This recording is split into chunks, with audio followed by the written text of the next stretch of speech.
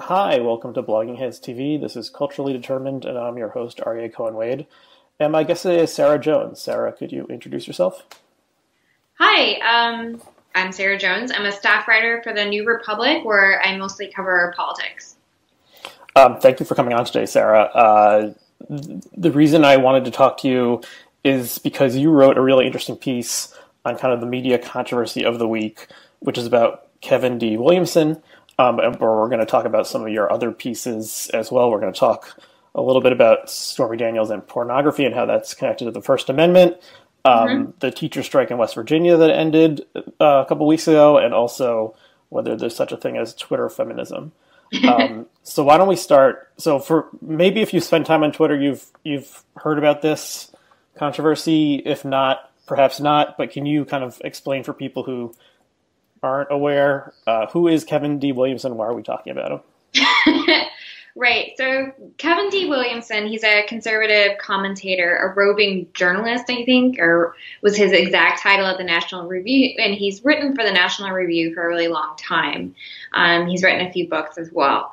And then The Atlantic recently announced that they will be hiring him as one of their new ideas columnists. And that took a number of people a bit by surprise, including myself, because Williamson has said some fairly extreme things in the past. You know, a lot of people, including myself, have made much of some now deleted tweets that he wrote about abortion and the appropriate punishments for women who get abortion. But he's also written a lot of very violently anti-trans material and some passages that can be reasonably interpreted as racist. So he deleted his Twitter accounts. He says that it was for Lent, but that also lines up with all of his tweets disappearing, a couple weeks before he got hired by The Atlantic.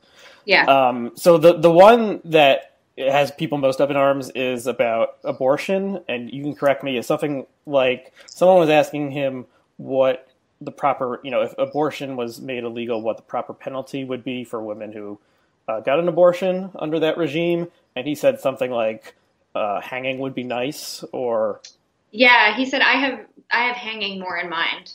Right. So what did you?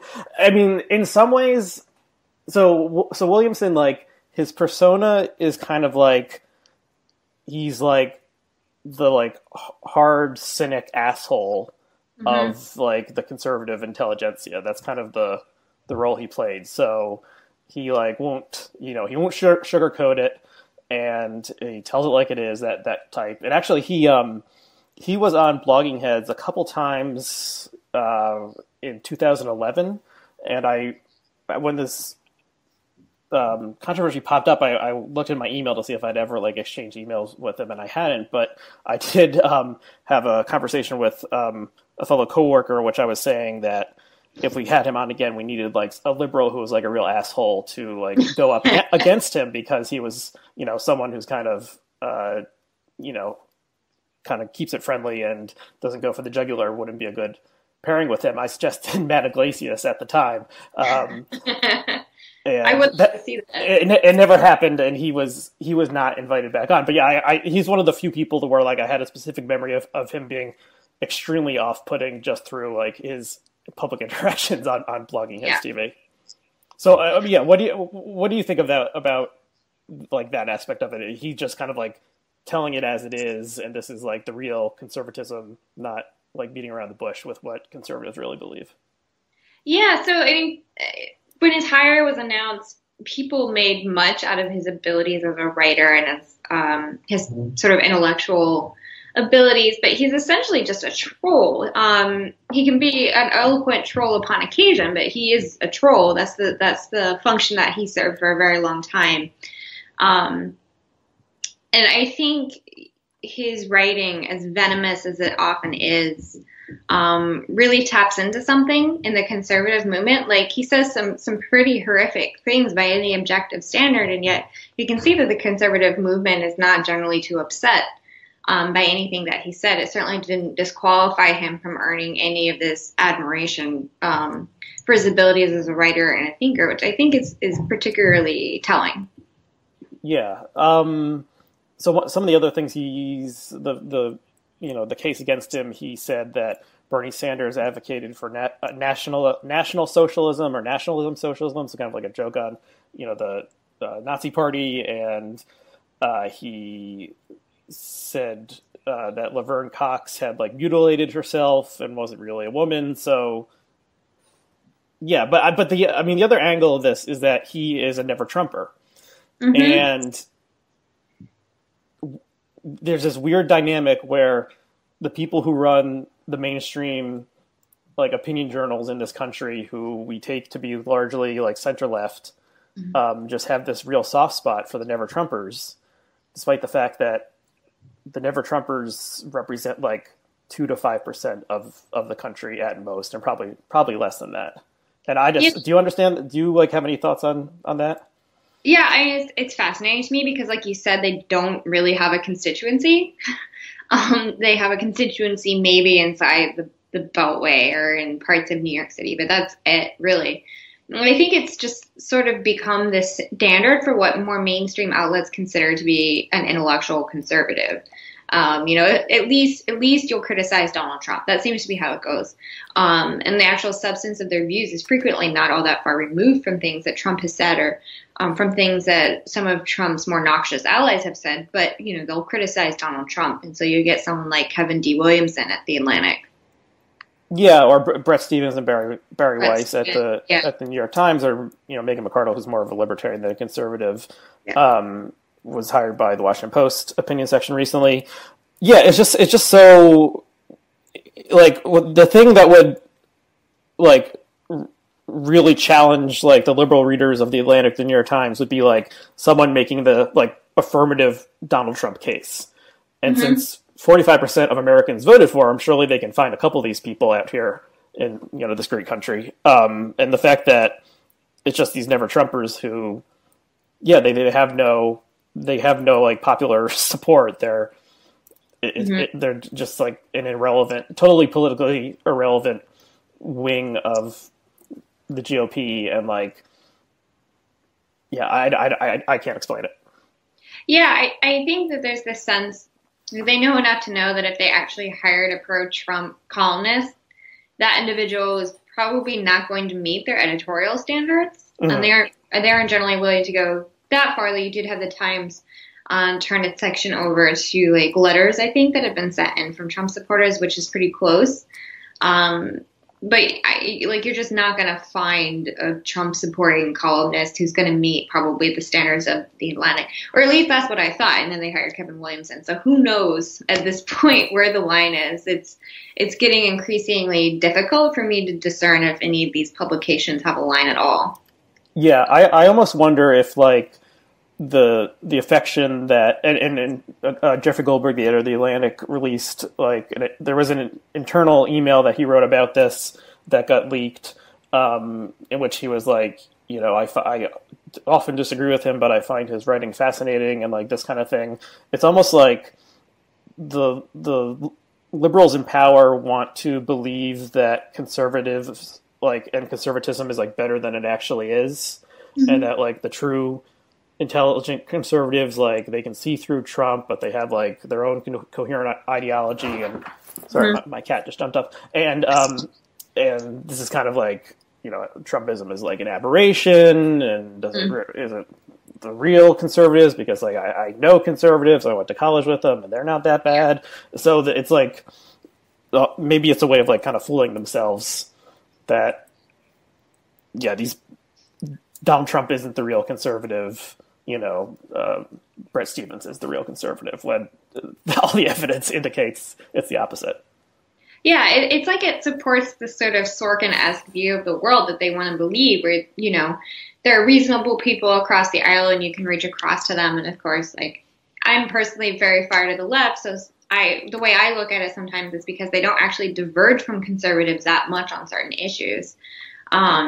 And so there's this drive to like see, look, like there are reasonable conservatives too. But it should be obvious at this point that the mainstream conservative movement talks a lot like Kevin D. Williamson at this point, no matter how much he criticizes Donald Trump. And I'm not sure how you can reason with people like that. There's been the backlash online, and, people threaten to cancel their subscriptions. That kind of always happens when there's something controversial, but it's hard to know if people are actually going through with that. Do you think anything's going to happen? Like, do you think Williamson's going to bow out or anything like that? I don't see Williamson bowing out. I don't see Jeffrey Goldberg apologizing in any way for hiring Williamson. I think it would depend on what might come out about Williamson. So I don't know. I really don't know. I mean, Goldberg is in a very tough position, and he's put the Atlantic itself in a very tough position. It's not clear to me if he actually even knew about those tweets. I'm going to assume he did because they caused quite a controversy at the time. But it just seems like something has to give, something about it feels not sustainable to me. Like, I can't imagine that this decision has gone over particularly well with a lot of people who work there. And I'm not basing that on, information from sources. It's just a hunch. So I don't know. I really don't know what's going to happen next, but I would not expect Williamson to be like, you know what, I'm just going to bow out and go back to the National Review. Yeah. And I don't see him quitting voluntarily because his persona is that of a hard ass. And he said in his farewell post at National Review that he was going to continue raising hell, and that he obviously sees himself as like a shit stirrer. But it'll be interesting to see if he does stay, what he actually produces there, and whether it'll be the same kind of stuff as before, or if he knows he has a different audience now and changes. So yeah, and there does seem to be some kind of murmurings on social media that there's some personal stuff about him that might possibly come out, but I have no way of knowing whether that's going to happen or that's just weird rumors. I've heard those rumors, and yeah, I don't know. Yeah, they're fairly long-standing at this point. And, during the Me Too movement, I think we've seen that often where there's smoke, there's fire, but I don't have anything concrete, and I'd hesitate to go much further than that. Yeah. So why don't we move to talking about another name in the news, and that's Stormy Daniels. You wrote, I would actually, maybe the connection here would be I bet Kevin Williamson could write an interesting profile of Stormy Daniels. There might be, I don't think he's a hack or anything. I think he has some talents, but what you wrote about Stormy Daniels and pornography and how pornography has intersected with the First Amendment throughout American history. Can you talk a little bit about that? Right. I mean, America has always been a fairly conservative country, with fairly conservative sexual values. And I think because of that, purveyors of erotica, pornography, at times even just sex education or information about contraception or abortion, have therefore been at the forefront of pushing the issue of free speech in this country. And I very much see Stormy Daniels as fitting into that tradition in her own specific way, because she is essentially fighting for her right to speak freely about something that happened to her. So this story seems to have a new little twist happening every day. But the latest is the lawyer, Michael Cohen, is claiming now that he did not inform Trump at all about dispersing the payment associated with the non-disclosure agreement, and people are wondering if that means he could possibly be disbarred because he was acting on his client's behalf without informing the client. So I have no real ability to judge that, but it's really weird. And I was wondering, is it possible that this case could somehow change the way we view non-disclosure agreements, because that's something that powerful people or organizations often use to silence people. And I mean, it seems weird to like voluntarily give up your right to say something and then have that the enforcement of that ultimately backed, since the state is the like guarantor of contracts. To have the state ultimately threatening you about your free speech rights.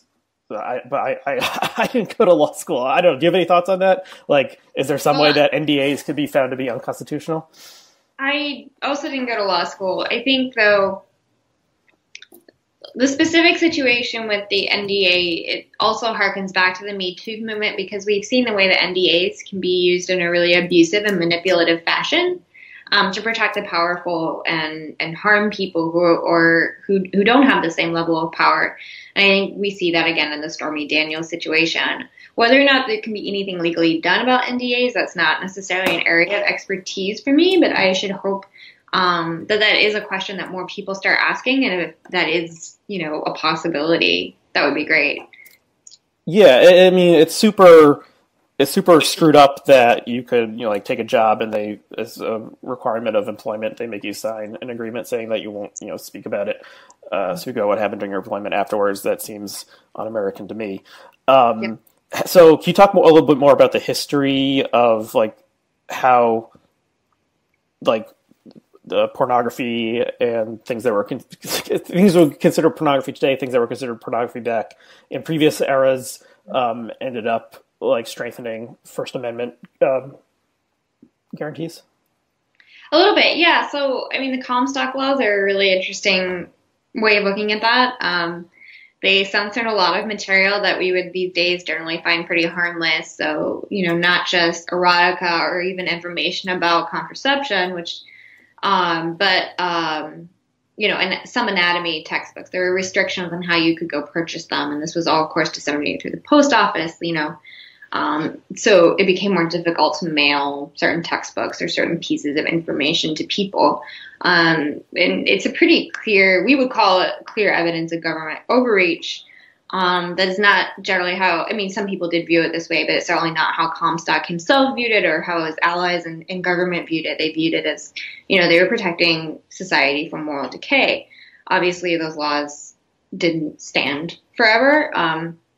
But we've generally seen attempts to censor or restrict pornography, and then we see pushback on that in various cases throughout the years. And generally, pornography eventually wins out. So yeah, it's always kind of been pushing the barrier of what we consider to be, the limits of free speech in this country. Like, you might find certain speech disagreeable. You may even believe that it's going to decay the moral fabric of society, but, can you really go so far as to ask the state to step in and limit what people can actually just send each other through the mail? And generally we found that the answer is no. So, yeah. So yeah, it's a fascinating tradition. And, obviously there are a lot of differences between that and the Stormy Daniels situation, but, kind of just the fact that someone in a sex worker who's working in adult films is engaged in this fight for free speech, it doesn't surprise me at all. Yeah, and it somehow does seem like, if there's like an author writing a script of the life of Donald Trump, like having someone like Stormy Daniels being the one who can bring him down seems like too perfect. Mm-hmm. There was just an article that ran in the Times today that was like, there's a special election in Arizona because the congressman there, I think it was Trent Franks, was ousted because he was doing bizarre things like asking a female member of his staff to be a pregnancy surrogate and offering a lot of money for that. So there's a special election, and they quoted some local Republicans and asking them if the Stormy Daniels stuff had affected them at all. And people were saying things like, well, she's just the type of woman who can't be trusted. And the quote that I thought was just absolutely amazing was a woman said, she's just doing this to get on a reality TV show, but, I hope it's not Dancing with the Stars because I'll stop watching it. Truly, it's quite a burn. I really don't think she's worried about that. She's her own platform. But yeah, there is something, perfect about the fact that Donald Trump, who's the showman in chief could be taken down by an actress. But yeah, it doesn't surprise me that she's been so intransigent about it, and it's been so courageous, frankly, at various points in this kind of very public legal battle. Yeah, and her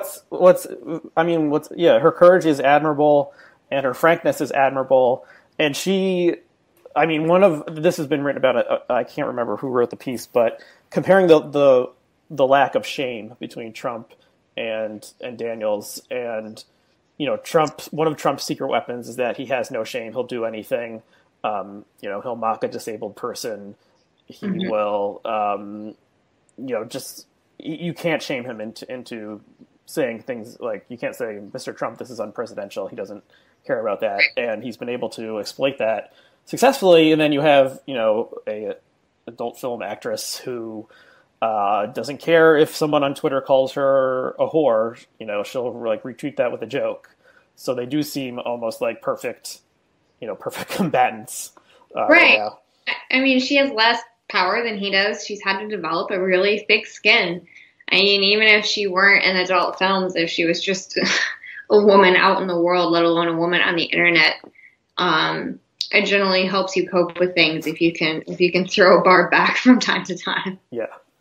Do you have anything else you want to say on Stormy Daniels?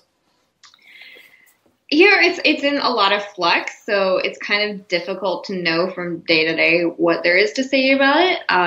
But I certainly I'm watching it closely, and it's worth remembering as well.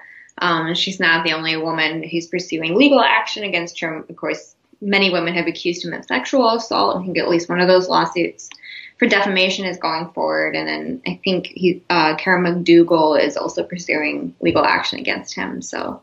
Yeah, I know a woman named Summer Zervos, if I'm not sure if I'm pronouncing that correctly, who was on The Apprentice and accuses him of forcibly kissing and groping her and then defaming her by denying it and calling her a liar. Her lawsuit was allowed to go forward in this past week. So yeah, there's multiple accusers and multiple storylines to follow, and who knows where it'll go.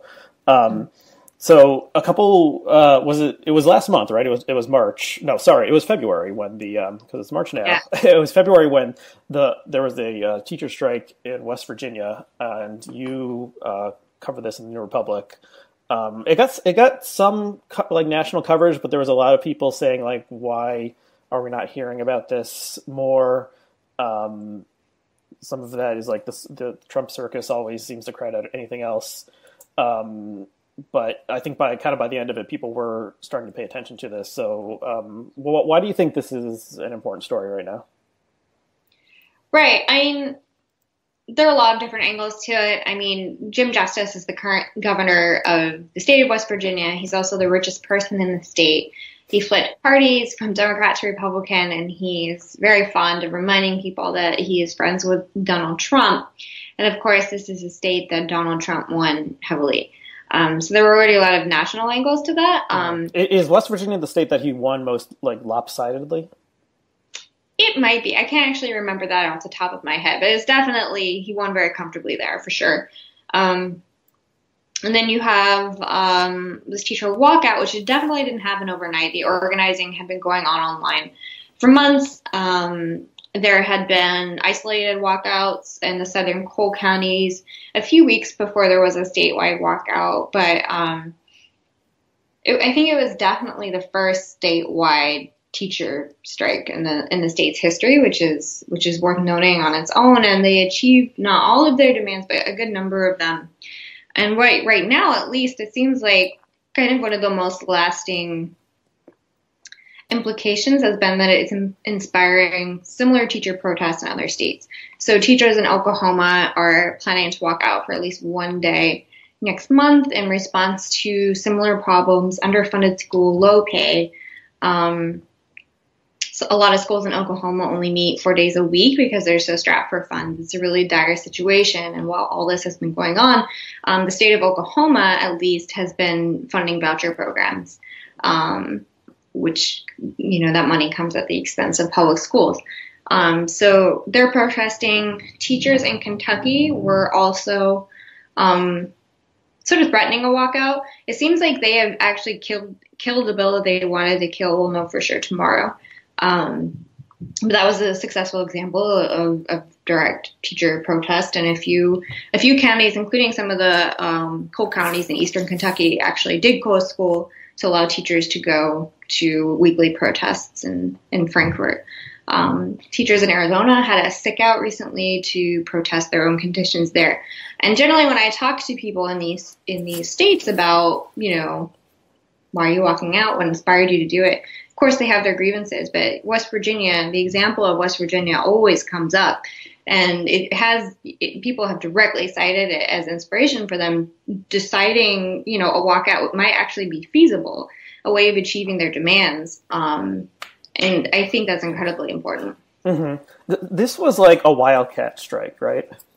It was a wildcat strike for one day. So okay. That essentially means, for anyone watching who doesn't know what that means, it just means that the rank and file are striking kind of without the approval of leadership. And, that happened one Thursday in West Virginia. And then union leadership and rank and file were back on the same page after that. Mm-hmm. Okay. Yeah, I think that's, that's kind of interesting because, I don't know. I mean, there hasn't been this is the biggest like labor action in the U.S. I can remember in I don't know how long, like in a while, yeah. Yeah, there hasn't been like such a small percent of the population belongs to a labor union, and it's most always I don't know if more than half, but a large chunk of it is federal and state and local employees, mm-hmm. and teachers are obviously public employees, but.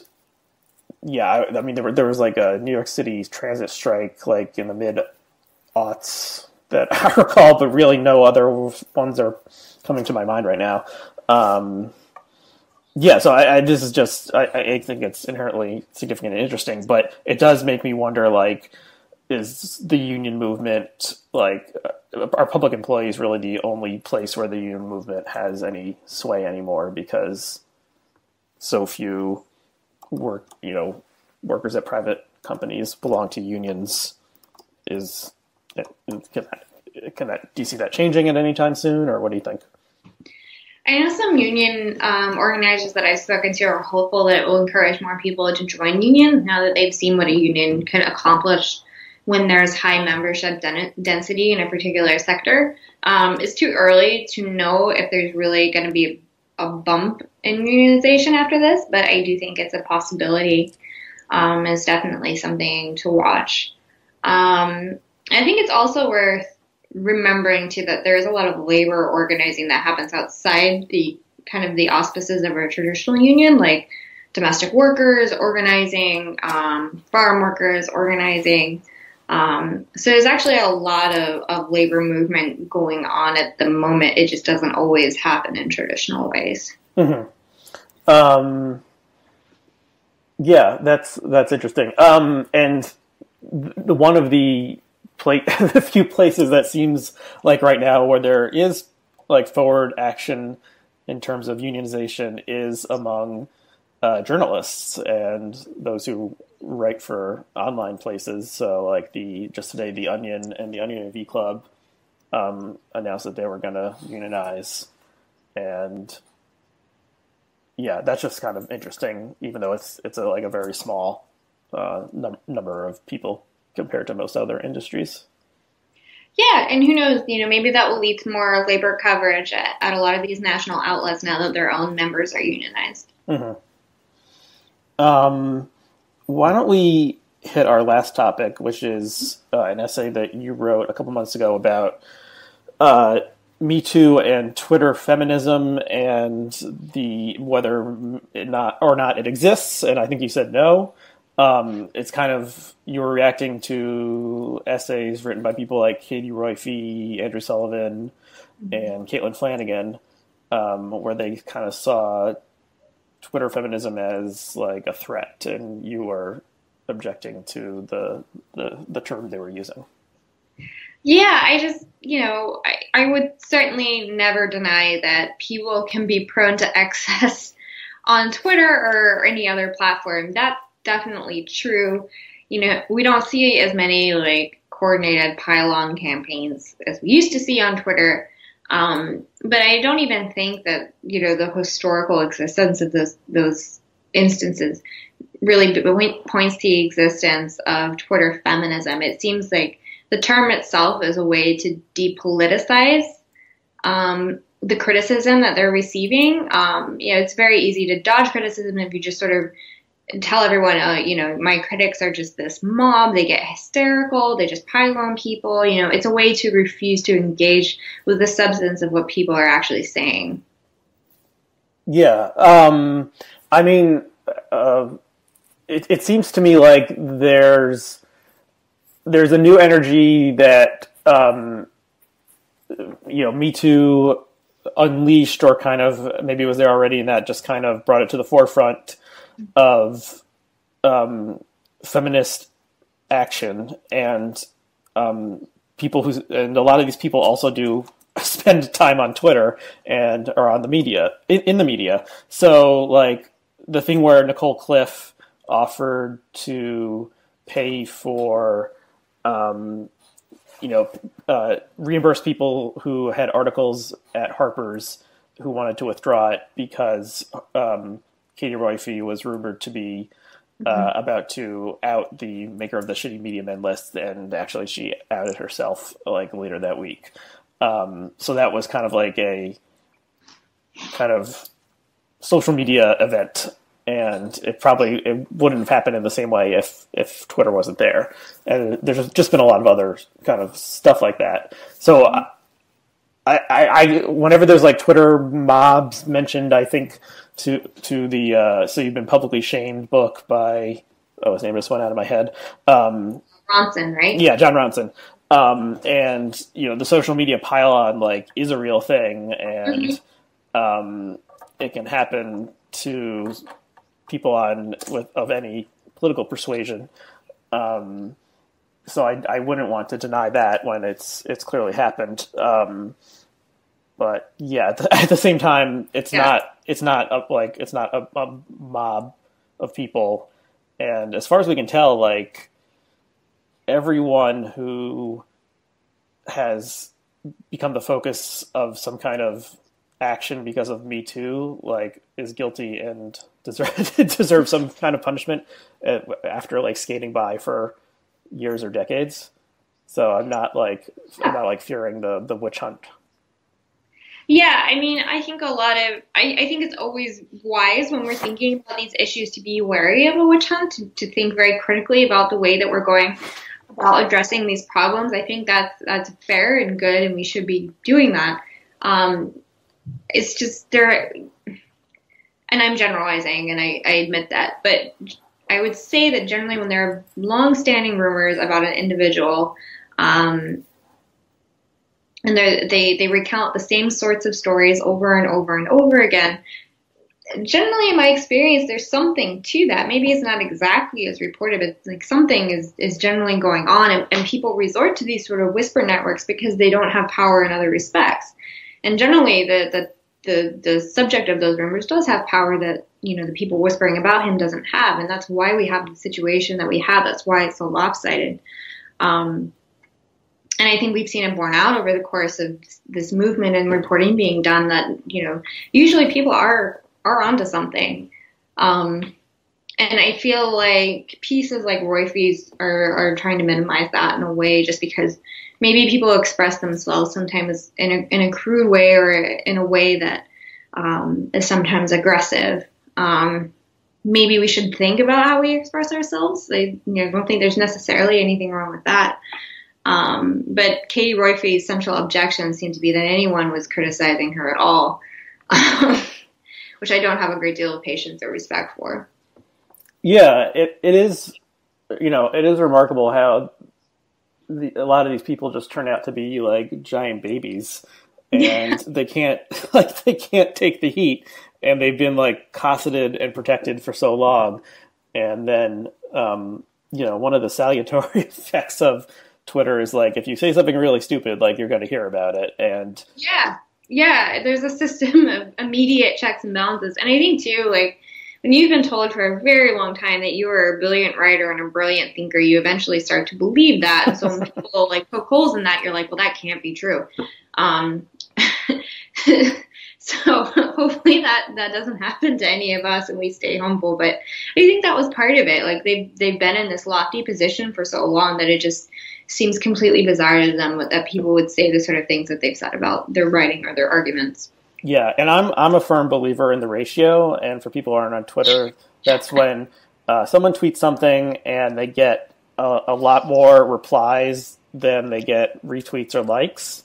And if you look at if the ratio of replies to retweets and likes is very high, that means this is like a very stupid opinion, because only when people are only like stirred to reply to something when it's really bad. Otherwise, they'll like it or retweet it. And I've seen some established writers, like even people I like John Chait, who have said that like, oh, the ratio this is just nonsense. But like, I haven't seen it. I haven't been led astray by the ratio yet. Like, if like thousands of people are replying to something you said and it only got 23 retweets, then you said something stupid. Generally, yes. There is one exception to the ratio rule, and that's the alt-right exception, also known as the Gamergate exception. Other than that, yeah, it's generally a pretty good sign that you have stepped in it majorly and should at least like take a step back from Twitter to think about what you've done. You know, since the election, I've really noticed or stopped noticing a lot of like alt-right action. Like I really do wonder if like what percentage of it was like bots or trolls. Because I used to see this stuff sometimes, and there were a couple times where I got retweeted by a conservative, and then because I have a Jewish name, I got, you know, the anti-Semitic stuff. But like in the past year or so, like I just really don't see that. I see kind of the regular conservative stuff, but like the Pepe stuff, I just see it like way less. Have you noticed that? Definitely the Trump lovers are still there, and they will be very aggressive. The Ben Shapiro fan base is real on Twitter. But as for like people explicitly identifying as alt-right in some fashion, some of them are still around, but I think they've started to migrate to other platforms. They're on Discord or they're on Gab. They're not on Twitter quite as much. Yeah, that might be part of it, that they just moved somewhere else. They haven't like gone away or were Russian Russian figments to begin with. I think those are all the questions I have. Do you have anything else you wanted to say about the Twitter feminism Me Too stuff? Yeah, I would just remind people, and I'm certainly not the first person who's pointed this out, but I just think it's good to keep in mind that there were a lot of stories that didn't receive the same attention and didn't receive the same coverage, like domestic workers, like nannies or housekeepers or farm workers who would be sexually harassed or assaulted in the fields. We did get some good reporting on that, but it didn't receive the same attention as like the harassment of women in media or the harassment of women in entertainment. And I just hope that we don't forget those women and their stories as we go forward and we think about the issue of sexual harassment. I think it's, if we forget those stories, we're very liable to forget the fact that this is still a story about power and who has it and who doesn't. Mm-hmm. Okay, Sarah, thanks so much for coming on today. If people are interested in your work, where can they find out more about it? You can look at my staff page on the New Republic, just look for my name and you'll have all my articles. And I'm unfortunately on Twitter a lot. And my handle's at @1SarahJones. Okay, so we'll links to those things will be below the video. So thank you, Sarah. Thank you to all of our viewers and listeners. You can subscribe to this or any blogging show on iTunes. We are on YouTube as well. So check us out in those places, and we'll see you again next time.